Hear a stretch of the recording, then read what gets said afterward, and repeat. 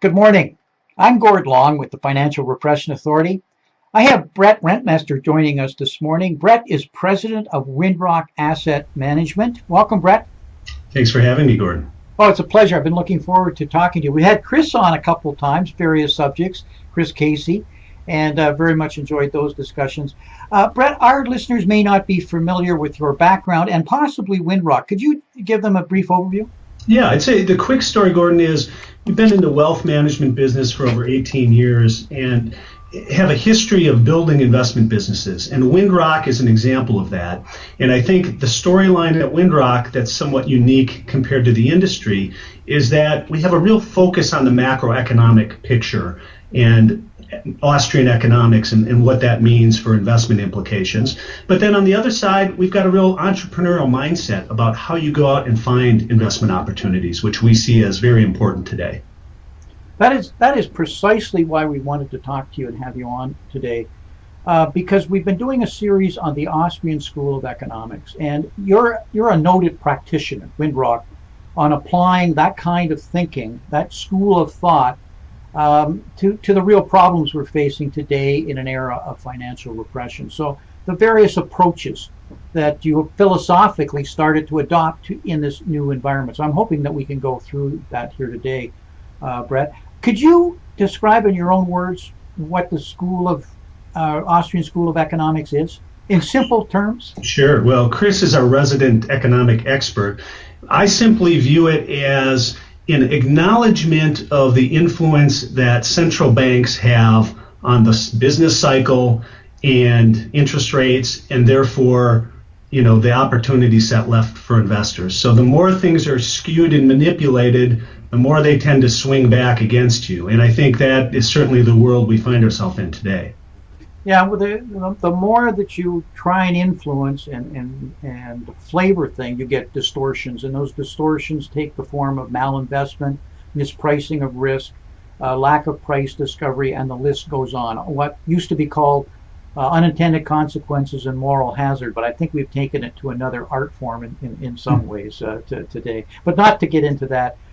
Brett, in that context, I asked you if you could take us through three approaches that I think are different and unique as examples of your thinking and examples for people to give some thought to say this is how you have to start thinking in today's environment. And I know you brought some slides. Can I ask you to take us through them? Yeah, absolutely, Gordon. Let me just set the backdrop for that discussion in saying that this traditional stock bond portfolio that has served investors fairly well the last 40 years, maybe not the last decade, is under a lot of challenge going forward for really two reasons. The two issues we see investors facing are there's really no income anywhere. There's no safe income. People are stretching for income by taking interest rate risk. People are stretching for income by taking credit risk, junk bonds. Those things will likely end poorly over this next cycle, but it's an acknowledgement that there's no real income today. Now, just by comparison, it was just back in 2007, interest rates on the short term were 5%. So if someone had $10 million, they could put it in a money market and earn $500,000 a year. Today, that's zero. So it's forcing people to be speculators and risk takers where they don't necessarily want to be. And the second side of that, if there's no income, then on the stock side, but just to interrupt, they feel they have no choice. That's right. They know they're taking risks they wouldn't have taken before, but they just don't. As I said, no solution is out there, or nobody's showing them an alternative. That's anyway, right. Sorry to interrupt. No, that's absolutely right. I mean, nobody planned for retirement or any of their planning with the idea that they can't earn any safe, income. And then the second side of it is looking at equities, and I'll highlight markets like the U.S., which have been good markets, but on paper, based on things like the Shiller PE ratio, are as expensive as they've been going back to almost every market peak. So it's not necessarily saying things are going to fall out of bed tomorrow, but it's saying we are not buying in at a very attractive buying price. So we think a stock bond mentality is going to be challenged ahead in being able to achieve the kind of returns investors or pension funds or anybody else are out to achieve. And with that in mind, we wanted to talk about a couple categories that fall under more of the entrepreneurial point of view of where investors can spend some time researching. Mm-hmm. And Entrepreneurial, that's a new word that we haven't heard in a while, especially yeah, in this environment with so much central planning, it seems. absolutely. And we see it as, kind of the key to the future. You've got to instill entrepreneurialism and new businesses. But as it relates to investing, in this dilemma of income, let me suggest that there's a whole category that a lot of institutions invest in, but not that many individuals, and that is something we call secured private lending. This would be lending money to borrowers, but the money you're lending is backed by real tangible assets or an income stream. So it's more than just the borrower's promise to repay. And to set the stage for why there's this is a unique category, think about what happened post-2008. The banking system got distressed, underwent tremendous consolidation, and we ended up with this too-big-to-fail banking system, which you document very well. And part of the result of that is the lending hasn't been there. Unless you're a Fortune 500 company, a big mega firm, there's a lot of pockets of lending that are just being neglected. And what's happened in response to that is a lot of private pools of capital have come together to serve a lending function that are not your traditional banks. So secured private lending is an example. Mm-hmm. And examples of that? Yeah. A specific example? There's kind of three main things under the hood that I think are interesting things to think about. The first is there are a lot of people who are buying rental properties. So you might go out with two friends and buy 3 rental homes or some condos to then turn around and rent out. Most of those purchases are made out of auction. Now that's slowing down a little bit, but when we think about the housing distress, there were a lot of auctions and real estate investors would come in and buy homes out of auction. Well, the government agencies that buy most mortgages, Fannie Mae and Freddie Mac, are restricted from buying mortgages on homes that were bought out of auction for 2 years. So what that meant is very few banks were willing to extend a mortgage in these situations. So it created a whole pool of rental real estate investors buying properties to rent out, but they had to either pay all cash or find a private lender. So it's kind of one of those unique areas where maybe there's great collateral in the homes they're buying. Maybe they only want 20% debt, but because it doesn't qualify under the government rules, it lends itself to private lending. That would be one example of an area, that's been out there for a number of years here. Now, how did you come across this type of approach? Did you target it, or is it in your network of people you're talking to? Yeah, I'd say it's really in our network. One of the things of being an entrepreneurial investor is trying to learn lessons from other family groups and people that are investing their money for their own benefit for the long run. And what we saw a lot of these more sophisticated groups doing is entering spaces like this because they thought the collateral was solid. They understood the rules and why the banks weren't lending. And so, yeah, it's kind of following that lead and getting some opportunities to research things through that network. And so these are people that are not selling off the loans to others and wholesaling them. They're actually lending it, securitized, and are staying the course with that investment. Yeah, that's right. That's right. That's something that's no longer banking, is it? Yeah, no, it's old it's called school securitized banking. lending. That's right. Secured lending now. Yeah, and that's what we used to call old school banking. That's right. That's right. So again, the reason these opportunities are there, or these areas, these categories, are because the big banks just aren't there anymore. And there's a couple other areas, I could mention if you'd like one or two other flavors of what secured lending categories look like. Could we? Sure. I think these are unique, but I think they're kind of fascinating in our view. One is in deregulated energy markets, more states are moving towards deregulated electricity, which means a consumer, whether an individual or a business, can buy energy from a variety of energy companies. And so if you look at Texas as an example, as a deregulated electricity market, you have energy companies providing energy, you have consumers that can buy from a variety of energy companies, but the ecosystem has developed such that there's this whole third-party brokerage system that's going door to door and selling businesses energy representing various energy companies. And in exchange, these third-party brokers get a commission payable over normally a 3-year contract. But because they're a sales culture and they want to incent that, they really would like the commission up front, but the energy companies can't provide that. So we've seen in this category people come in, pay the money up front to the broker at a discount in exchange for collecting that 3-year commission. So it's kind of buying at a substantial discount an income stream that's known, that's backed by these energy companies. Again, an example of a lending in a niche where you've got something standing behind the loan other than someone's promise to repay.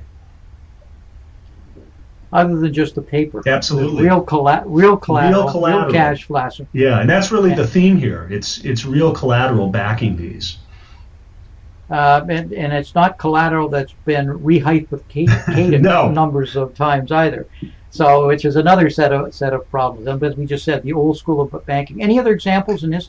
Yeah, one quick one, which is different, is trade financing. Well, obviously, the global trade happens between different parties, but oftentimes it's financed by big banks. Trade receivables. So one party needs to buy goods and a supplier provides them, but someone's got to finance that transaction, and it's often the third-party bank.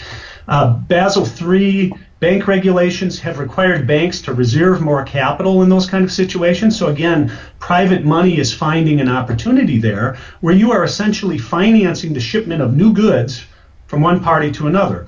And because you're backing this with new goods, the default rates historically have been very low. I'll cite one thing from the International Chamber of Commerce. They did a study looking at 2008 to 2014, which albeit a pretty short period of time, but during that distress cycle, and the default rate in over 8 million transactions was 0.021%. Because if you think about it, if a party doesn't pay up, you're left with a brand new good that you've got to take a little haircut on and sell to somebody else. Now, by comparison, over a different time period, Moody's reports that the default rate on investment grade bonds going back to 1970 is about 2.8%. So again, looking at the risk return of these things, these appear to be very unique niches that again are available because the banks have either chosen to move away from them or have some regulatory issues. Precisely, in both cases. Switching gears from secured lending, you have other approaches, and one of them that I thought was interesting is farmland. Yeah. Being an old Saskatchewan farm boy here. Yeah, well, most of us in North America are from farming roots if we go back 100 plus years, and it seems like a very boring old industry until you start looking under the hood. Now, there have been periods where farmland has been one of the best performing asset classes, and so you can look at historical data from 1971 to 1981. That 10-year period is when interest rates spiked in the U.S., as a lot of us remember, and it was also a period where inflation ran rampant, over 100% over that 10-year period. So you lost money in real terms in stocks and bonds, but farmland was up over 300%. So I think a lesson is, it's a necessity good. Food is a necessity good that's going to be there. It's something that pays you while you wait for inflation, meaning you're getting a rent from the farmers. You're really the landlord, what we're talking about here. We're not talking about converting people to farmers. We're saying be the landlord like you might be the landlord of a rental real estate building. And then, feeling secure that it's a hard asset that's inflation protected. And so, that's the quick story. But when you go under the hood, Gordon, I think all investors get excited in markets that are inefficient. And there's no more inefficient market in my mind than farmland. Data from farmland LPs suggests that only 1% of farmland is corporate owned in the US. So you've got all these little mom and pop parcels of land all over the country, highly inefficient. And you've got an aging population of farmers and farm owners. So that's going to turn over. And then I can verify as firsthand that in Canada, in Western Canada, Manitoba, Saskatchewan, Alberta, that's already happened. Corporate farming is now a way of life. Yeah. And you can drive by places where there's 200 or 300 pickup trucks, right, where people have went to the central area, they're assigned a farm, and then 15 combines doing the crops. But they're workers for a corporation who has control of that land. I didn't say they own the land. They Sure. just farm the land. Yeah. Somebody else, because they don't want it on their books. They want equipment on their books. Right. Somebody else owns the land who doesn't want to farm it, and they have another strategy, such as preservation of wealth, a store of value, I think. Am I right on that one? Absolutely. And the other thing going on in farmland, which is a longer term trend, more macro trend, is, if you look at the population growth of the world, and if you believe the current estimates by the U.S. Census Bureau, The world is going to go from around 7.2 billion people today to about 9.4 billion in the next 35 years, so by 2050. So although 2050 feels very futuristic to us, we're only talking 35 years. So that 2.2 billion extra people, if that in fact happens, that's the equivalent of creating another 7 USAs of population and mouths to feed. So think of that. If you just carbon copy the US a couple times, and you've got to find food for all of those people off somewhat constrained arable farmland and increasingly constrained freshwater resources. So we think the backdrop remains, very bright from the macroeconomic perspective. Now, how are you approaching this sector, this type of solution? Have you got something unique in terms of how you tackle it? Yeah. Well, I should say, that there's a variety of vehicles people can look at. We've tended to focus on a couple things. One, which is kind of core farmland in the Midwest, high quality land with water rights.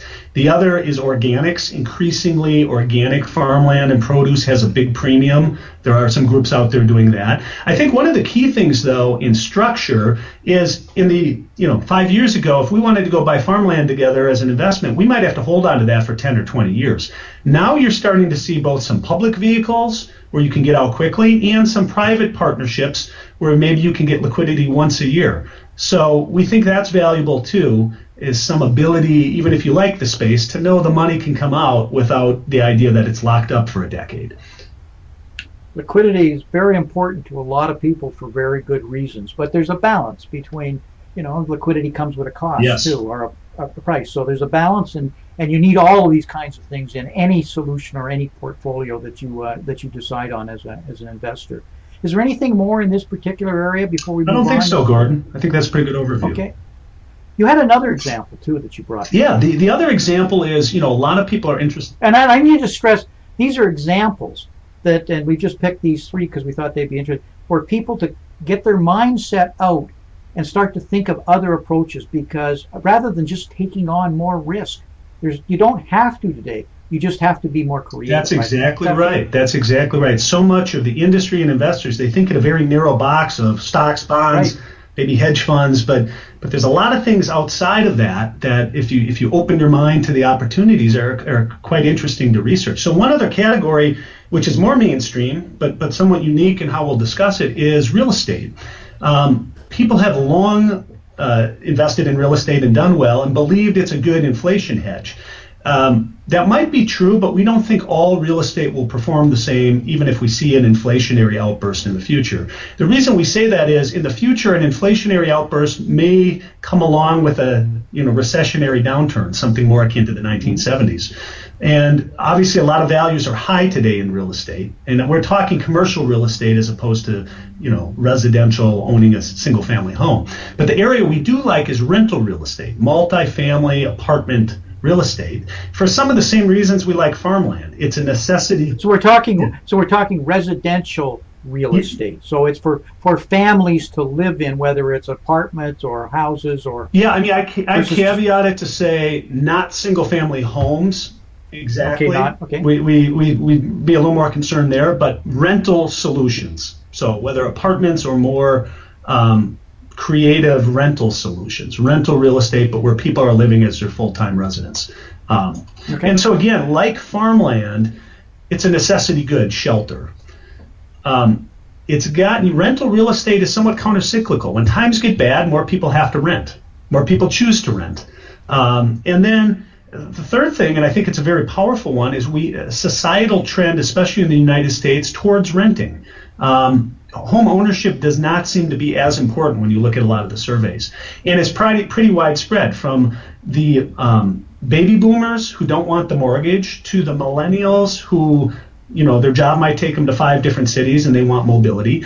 So what we see developing that's interesting to us as a category is a renter by choice type rental community. And what I mean by this is you picture a community that you drove up to, maybe in the Southwest in Arizona or Texas, that was a gated community, with a walled gated community, very nice, with a central pool. And then you went into it and there were 120 casita-style little homes that felt like homes, didn't share walls with noisy neighbors, ranch-style living, private backyards, but they were all rental.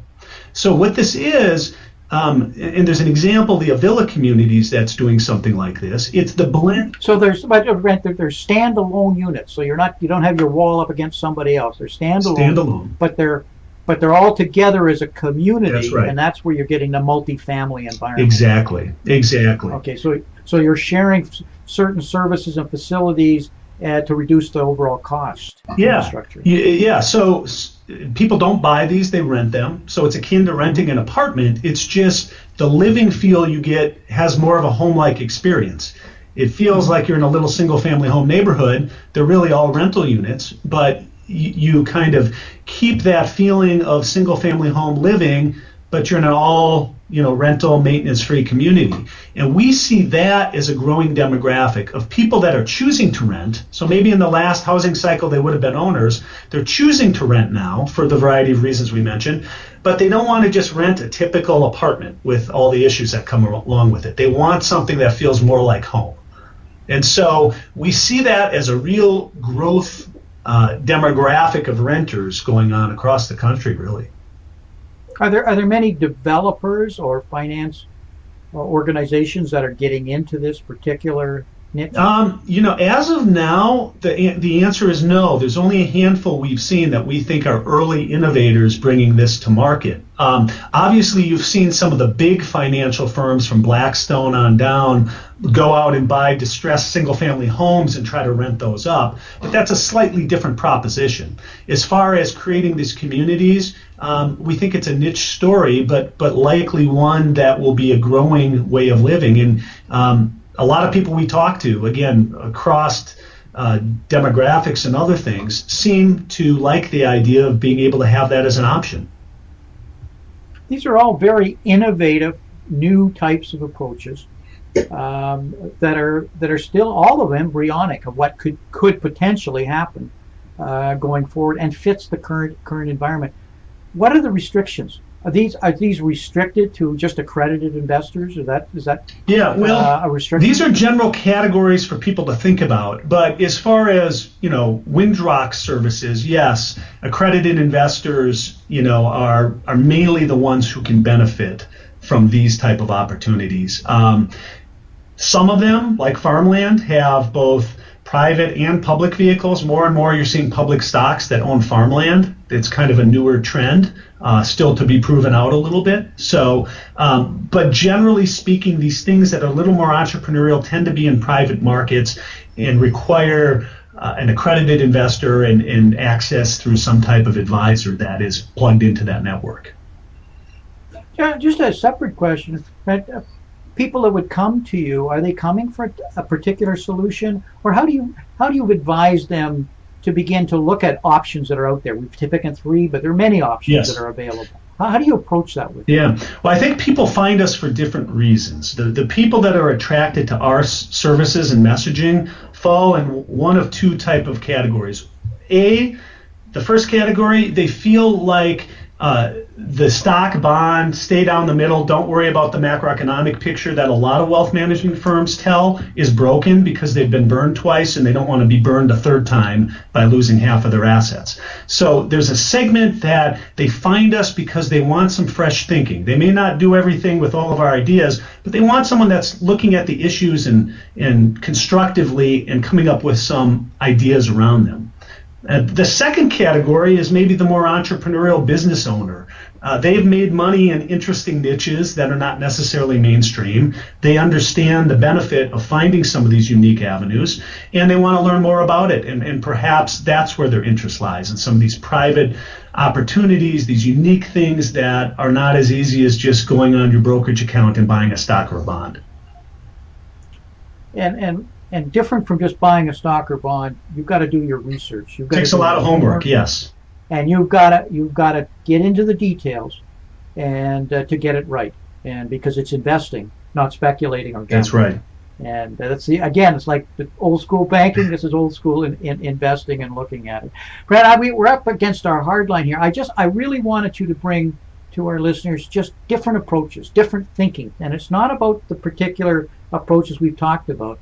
It's the fact that you have to be this creative today in this environment, and do your homework and your investigation. Clearly, you guys are spending a lot of time looking under the covers for really unique and sustaining business models that you think are viable, and I applaud you for it. Well, thank you. Any comments that you'd like to make to our listeners? No, I think just in closing, our mindset is trying to help people navigate and get reasonable returns in a world where there is no income and things are overvalued. And doing that while being mindful of the fact that we might see an inflation burst in the future. We might see the opposite first. So it's what assets can we think about where you're paid to wait, but are real assets if we end up in a world where we keep printing money and we see the other side of this experiment. Well, Financial Repression Authority, we've kind of leaning towards a conclusion that we're going to see and are entering into a deflationary cycle. Though we'll have inflation, we need to talk about where it is, but deflation before it turns and we get inflation and even potential hyperinflation at some point. But that's a process. Are you going to get inflation or deflation? The answer is yes. The sequence is when and how much and how long.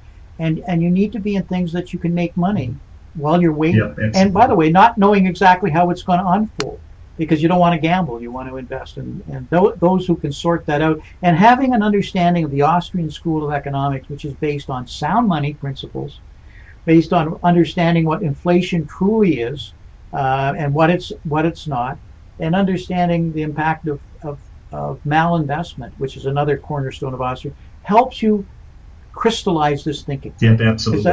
Is that fair? Absolutely.